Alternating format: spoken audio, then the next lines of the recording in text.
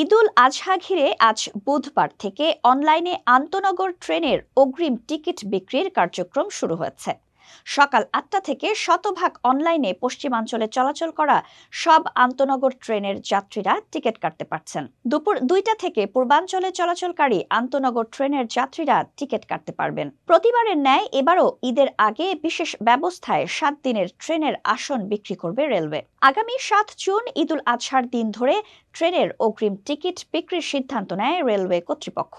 Rail মন্ত্রণালয় জানায়, ঈদের আগে আন্তনগর ট্রেনের ৩১ মের টিকিট বিক্রি হবে ২১ মে, ১ জুনের টিকিট বিক্রি হবে ২২ মে, ২ জুনের টিকিট বিক্রি হবে ২৩ মে, ৩ জুনের টিকিট বিক্রি হবে ২৪ মে, ৪ জুনের টিকিট বিক্রি হবে ২৫ মে, ৫ জুনের টিকিট বিক্রি হবে ২৬ মে এবং ৬ জুনের টিকিট বিক্রি হবে ২৭ মে।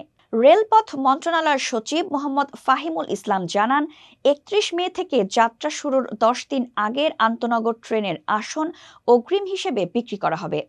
পশ্চিমাঞ্চলে চলাচল করার সব আন্তনগর ট্রেনের আসন সকাল ৮টায় এবং পূর্বাঞ্চলে চলাচল করার সকল ট্রেনের আসন ২টায় বিক্রি শুরু হবে।